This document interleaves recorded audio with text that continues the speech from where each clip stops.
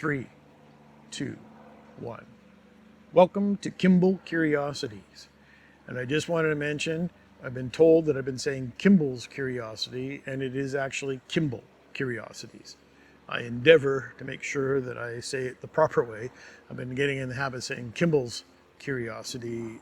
Anyways, I digress on this. The curiosity for this video today is barbecuing and moving it to the next step.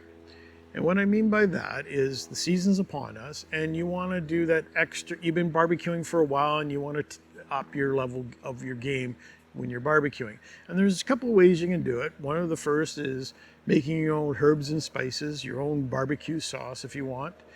I make my own herbs and spices when I barbecue. One of the main reasons for it is that my parents are allergic to garlic. Well, I wouldn't say allergic to garlic, they just can't handle garlic.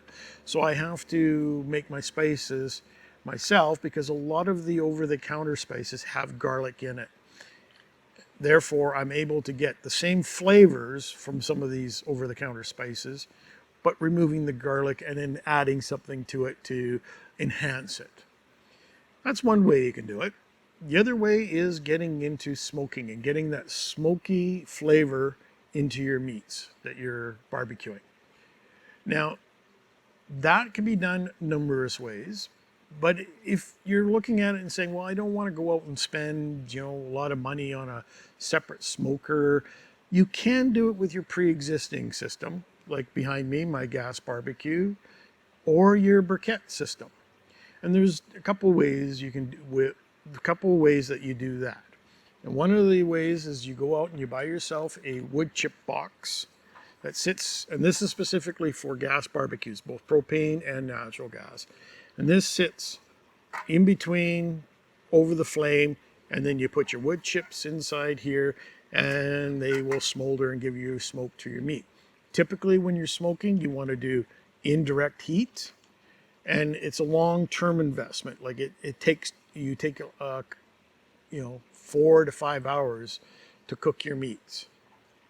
I have also done prime rib on here. I smoked a prime rib. Oh, delicious. Now, I didn't do indirect heat. I used I'll show you the back burner, the rotisserie burner, and then had the smoker sitting there and giving off the smoke flavor. And I'm telling you, it was delicious. It was my first time, and I was worried about it because, prime rib is expensive. It worked out really well, and I highly recommend it. Take a chance. With your briquette system, what you want to do if you're using briquettes is make sure they get down to the gray ash flavor, and then you take bigger wood chunks and you put them on top of there to get the smoke flavor on your meat. And it's a little bit difficult to do indirect heat, but you can put your briquettes on one side and your meat on the other side, and then put your lid on and then let the smoke encircle your meats and do it that way. You have to set up a baffle type system, or you can just let it sit there and smolder and then put them on top. That's your choice. Experiment. I'm not a person that's used briquettes. I've used gas. This is natural gas. And the chips that I use are this type here. And you want to make sure when you're using wood, you just don't go out the back 40 and chop some trees down and throw them on there. No, you want to use natural, 100% natural wood. This is hickory. I have maple, and then this one is particularly for the electric smokers. Yeah, this is maple and then hickory. Oops. So I'm going to give you a quick look at what the chips I use for my natural gas system. Go like that. They're just little slivers of chunks. And what I do is I put them in a bowl of water and let them soak overnight. You typically would like them to soak overnight to get that, so that when they get put into the wood chip box, that they smolder. They don't burn and quickly just give a quick smoke and then burn away. You want them to smolder, to smoke, and that's why you want them soaked. You take them out of the water, you pat them dry. Like I mean by patting them dry, you take the excess water off, and then you put them in the box here. This will give you an idea the investment you will need to do when you're smoking on various types of smokers that I'm going to go through. This is a lot more work intensive. You got to replace the chips every so often. With this particular on my gas barbecue, over a particular period of time, not all the chips would burn down and go into ash, so I'd have to take it out, dump it, and put fresh, wet, uh, soaked chips in here and close it up and put it back in the box. That becomes an issue because you're opening and closing your lid and you're letting the heat get out while you're doing all this. So I highly recommend, if you're going to get into it and use this on a long-term basis, is to get 2 of these. I do have 2 of them. One's a round wood chip holder, and then this one is basically just lift the lid and put your chips in. I will give you a quick at the end of the video here how I did it on my barbecue here. So now you've done it for a year. Maybe you've done it for a couple months and you say, you know, I really like to do this way. And again, smoking is slow and a lot of monitoring process. So it is an investment, time investment, but I mean, the rewards are really good. So you're deciding what you want to do, what's the next step. Well, there are dedicated smokers, and I will go through them.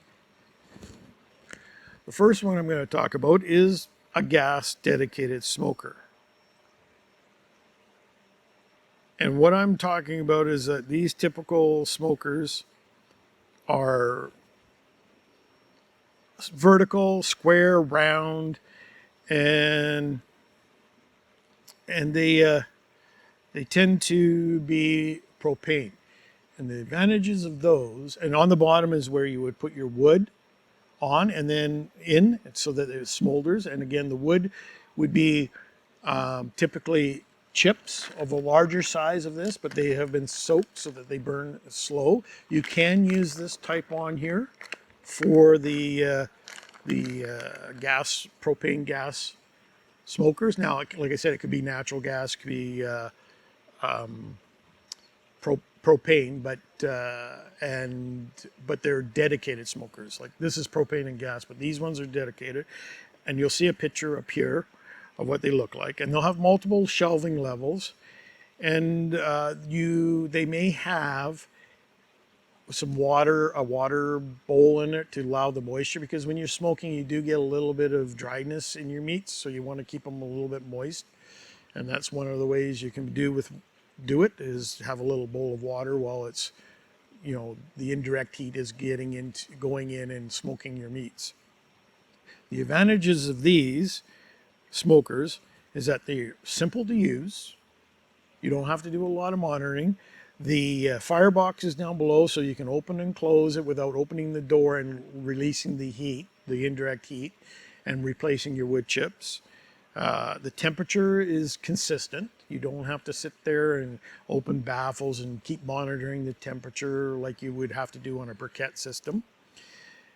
And you can get them fired up real quick. You know, whereas the charcoal type, you have to sit there, let them light up and start burning a bit, and then you'll have an initial type of smoke that you don't want to add to your meats until you get that nice billowy brown or gray smoke. The only cons is that they do combust chemicals, and some people have complained to say that they've tasted a chemically taste to their meats when you're smoking. With my gas barbecue, I did not have that, so I cannot contest, because I got my own smoker myself, and I never noticed a difference in the flavor. It's just a different process, that's all. Also, on the long smokes, you may have to have 2, if you're propane, have 2 bottles of propane available, because you do not want, the worst thing you can do is in the middle of your smoke, you run out of gas, you got to run to the propane store, switch your bottles, come back, and by the time that you get back, the heat has gone down, and now you're back to square one in smoking. So the next smoker that you might want to consider is the charcoal smoker. This is not to be confused with your briquette barbecue, because these are specifically tailored for smoking. I have a picture up here that shows you what I'm talking about. So basically, the The charcoal smoker has a area where your charcoal gets set, then a smoke chamber with a water bowl, and then your different levels of your grills so that you can put your meats on the different level. And then on the top you have an exhaust, and on the bottom you have an air intake. And that's how you regulate your temperature for your charcoal. Now typically with these ones you're going to use a briquettes, and then add your wood chips on top of the briquettes once they have gotten that ash covering on. And I'm going to go over again about the briquettes. So you can soak your chips and then put them on top of the briquettes, or you can not smoke them. They'll burn a little bit faster, but again, they're going to be larger chunks of wood. These are, like I said, these ones are smaller chunks. You typically use bigger chunks that are going to sit on top of your briquettes. And then you get that smoke flavor rising up into your chamber and your cook area. One of the things that you can utilize that some people have is the lump charcoal. You can utilize them in these, except that lump charcoal tends to burn faster, have an inconsistent temperature, so which requires you a lot more maintaining and regulating the airflow to try to keep that 225 to 250, 275 temperature so that you slow cook your meats. The briquettes are always a constant temperature. Now I'm going to go over the difference of the briquettes and the lump charcoal, because as we further get along, you're going to use one or the other in the different smokers coming up. So briquettes are typically sawdust or wood leftovers that are grounded up and then burnt down a little bit and then binded together with a chemical additive to give you the consistent size of the briquettes. And that is why you want to make sure before you put your meats on, that the briquettes have that ash coating on over them, so that you get rid of the chemical additive taste that you may end up getting if you put them on too soon. And then you add your wood chips on. The lump charcoal, again seeing the picture, is actually 100% hardwood that has been burnt down with a lack of oxygen. And what that does is basically get rid of the natural contaminants that are in wood, the sap, possibly the critters that are in there, like the mini critters, the wood bugs and stuff like that. And then they're in a charcoal color and they're added. Now the problem with that is that these are leftover products from hardwood flooring companies. They can be taken naturally from the forest, dedicated, and then chopped up and then burnt. Again, depending on the bag, they may or may not be a specific wood type. The advantages of them is that they do give you the natural wood flavors, taste into your meats.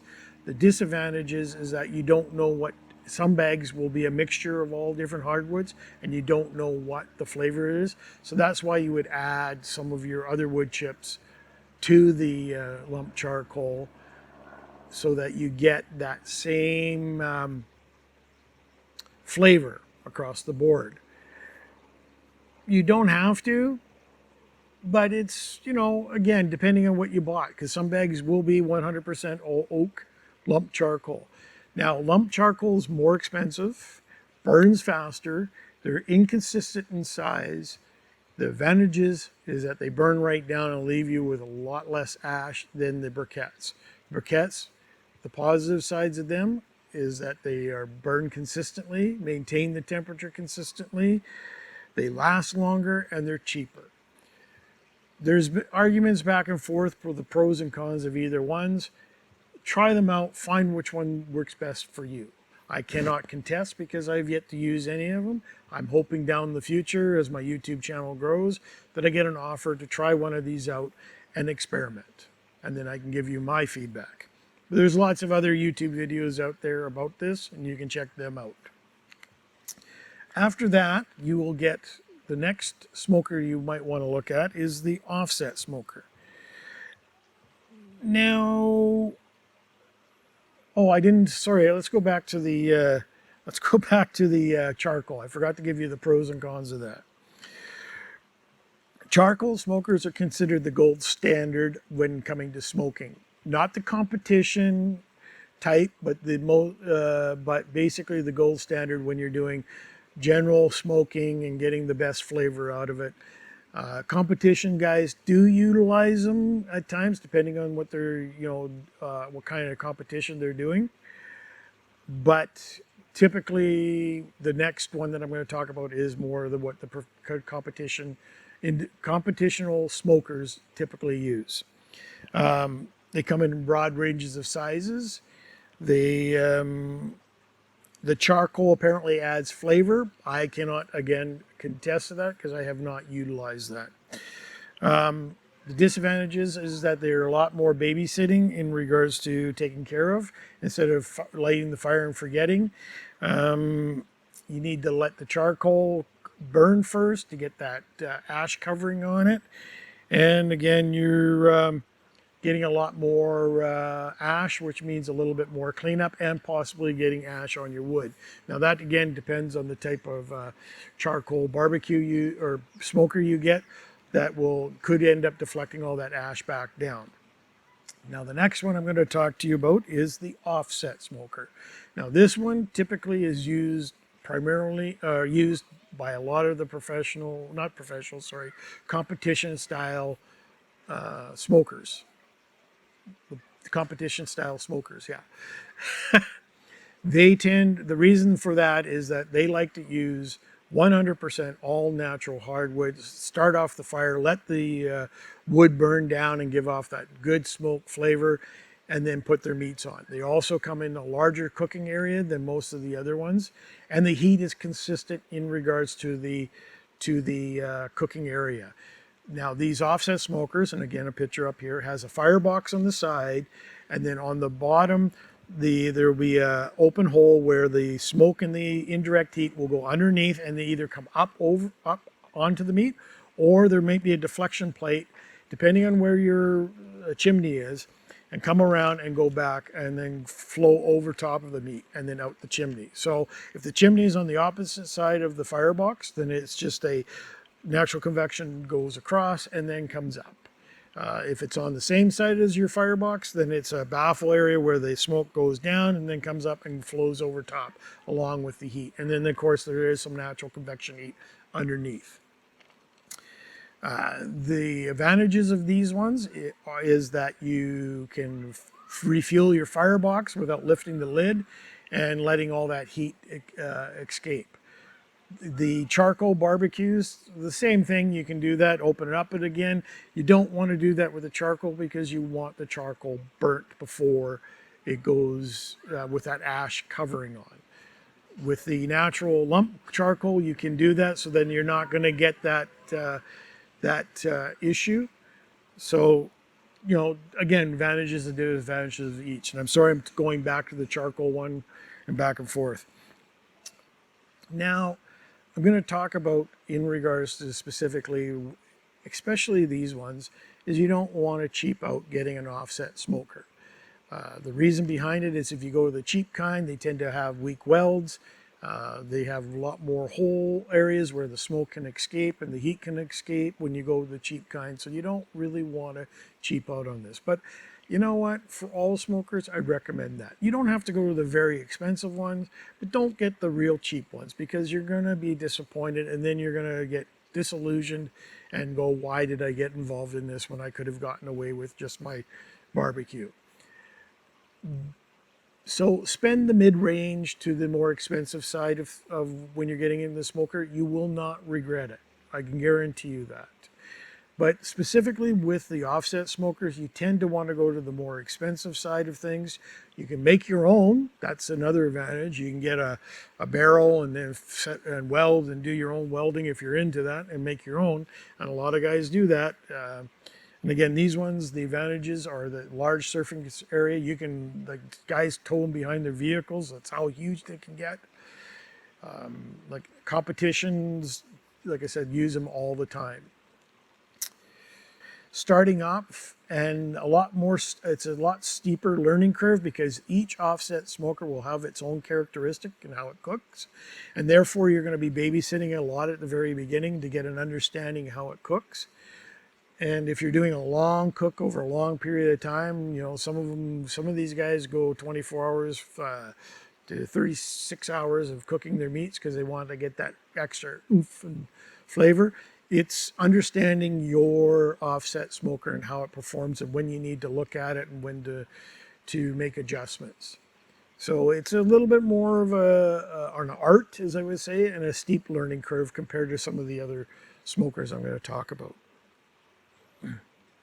Next one is, which is the one I use, is called the pellet smoker. Now the pellet smoker is a similar style as the offset smoker. They have a box on the side where you store your pellets. Some of them are now coming on ones that the pellets stored in the back. But basically an auger takes the pellets, drops it into a little firebox where there's an electric heater that heats up the pellets. And once the pellets ignite, they start slow burning and giving off the smoke. And then you don't have the electric component, electric igniter doesn't have to be on.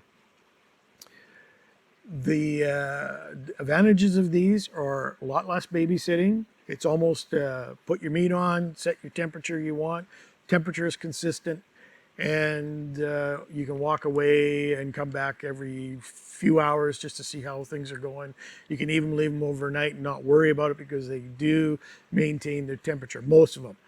I do recommend do your research because there are some reviews where some pellet smokers are up and down in their temperature. This is the one I have keeps its temperature fairly well. The disadvantages of these are you're using electricity. So if you're in an area where you get a lot of power outages and you're losing power, your cook is going to be inconsistent. And if it's off long term, you've now just spoiled your meat that you're trying to smoke, and then you'll have to move it to some other source. That's why if you're in an area like that, if you've got a pellet smoker, maybe you want to invest in a generator. The other thing is there's a lot more mechanical moving parts. You got the auger, you got the little igniter, and those you're relying on. If they break down, then you got to replace them, and they're expensive, pellet grills. Again, with pellet grills, don't cheap out. Work at the quality workmanship, but you don't have to go to the very expensive ones either. Go for the one that you feel is best right for you. I'm going to show you what the pellets look like, and here's a tidbit. Pellet grills came as a result from the wood industry when they were making pellet wood heaters to heat homes. And during the summertime, they got all this factory down not making pellets. So there you go. Just little tiny pellets that have been compressed with natural wood. There's no additives whatsoever to this. It's just compressed wood sawdust that they grind down and then make into little pellets.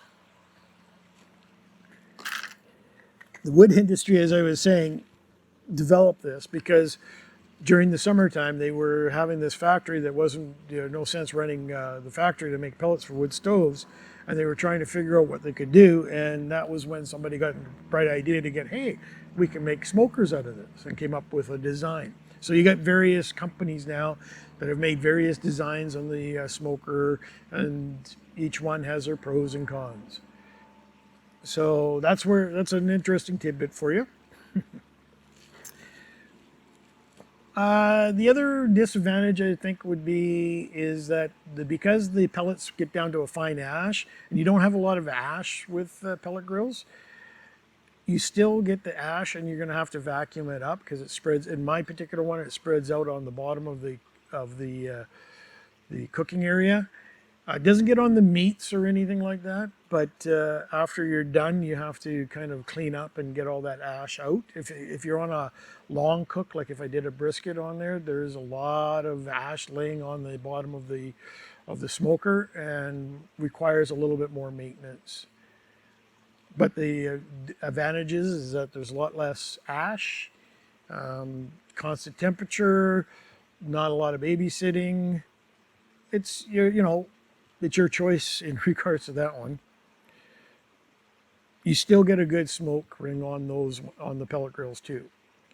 Some people say you just don't get the natural flavor from all the other ones, like you don't get the really deep smoke flavor. I don't know. I've had, from the offset smoker and my pellet grill, and I don't notice a difference. But again, that's a choice. Now, one of the other ones I would talk about is the electric smokers. And these are the Bradleys that you see in the store. And they basically have an electric element on the bottom with a container that holds whatever wood you're going to use.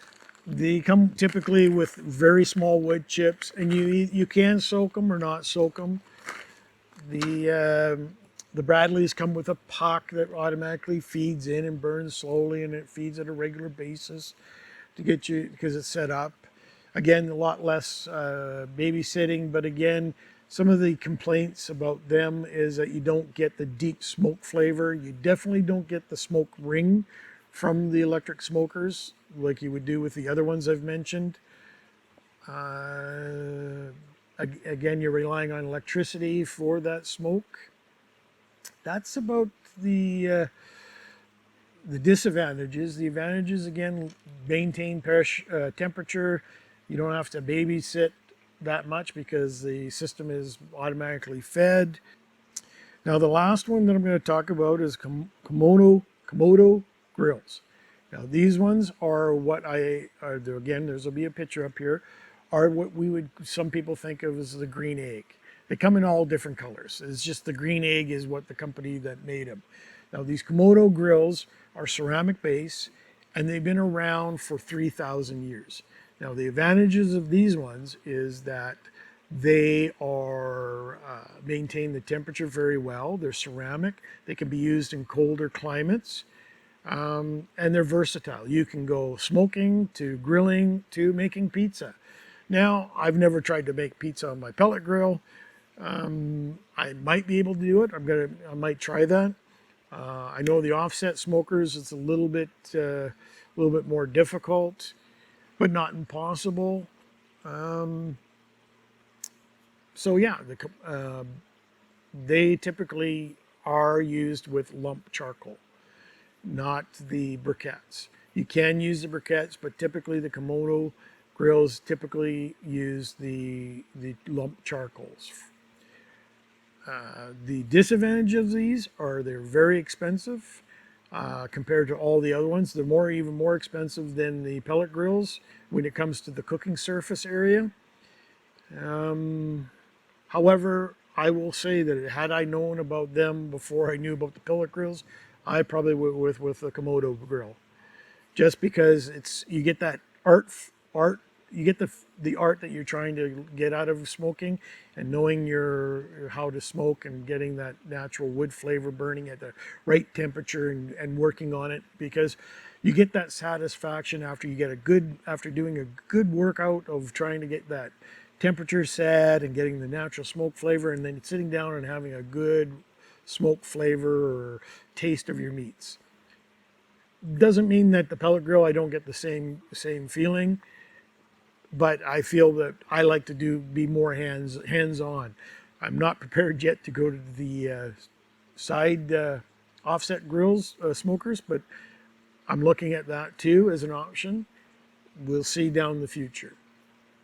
Anyways, those are about the major ones that you would want to look at. There are some other types of smokers out there that you may want to look at, but typically these ones are the ones you would probably look at the most.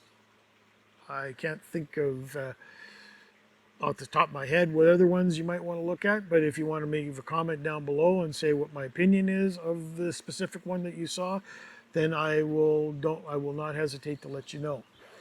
I'm going to set up my camera here, and I'm going to show you briefly when I first started to get into the smoking, what I did, so that you get an idea if you're starting out what you should do first. And I highly recommend doing this first.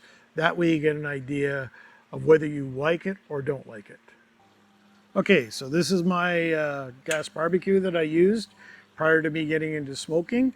It's a Napoleon grill. I've had it for 12 years. I've been smoking for the last 2 years with my pellet grill. But before I did that, I started off using my pre-existing system. As I pointed out before, you take your little box here, you put your soaker chips that have been soaked in here. You open this up, you take one of your grills out, put it to the side, and then you line this up to where your burner is, directly over top if possible. Now I know some of the grease deflectors will be covering up those flame areas, so put it where you can get the flame the easiest. Don't put it in the center, be on the one side or the other side.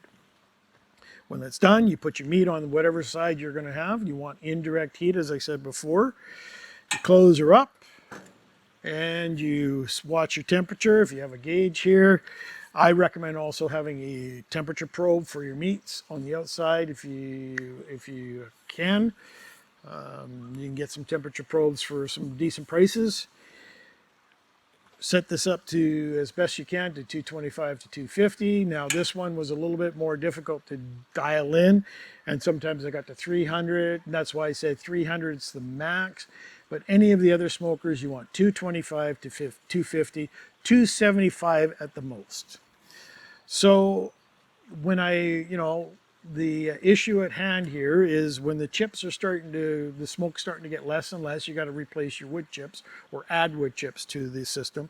You're opening this up and you want to be very quick because you're losing that indirect heat here when you're opening and closing this. One of the things I did was get 2 boxes. One was a round one and this one was the triangle one. And I would go in and wearing proper gloves, heat resistant gloves, grabbing this, taking this out, and putting my other one in. Safety first, everybody. Safety first. And closing this up as quick as I can. I have done pulled pork, ribs, pork belly to make bacon on this system, and have never had a disappointment yet. I've also done a prime rib, and I guess I used the back burner here for the rotisserie burner, as well as a little bit of lower heat on here. And when it came out, oh, it was delicious. Oh man, it was my first try at it. I was taking a risk and it was beautiful. That's all I can say about that. So you can use your pre-existing gas barbecue or propane, gas, propane, natural gas system. And briquette's the same thing, but you make sure indirect heat is the key to the smoking of your meats. If you like my video, please hit the like button and subscribe. Leave your comments. I appreciate some feedback on how you enjoyed this video, what you would like to see further from me. Thank you very much. Take care. Happy barbecuing and peace out.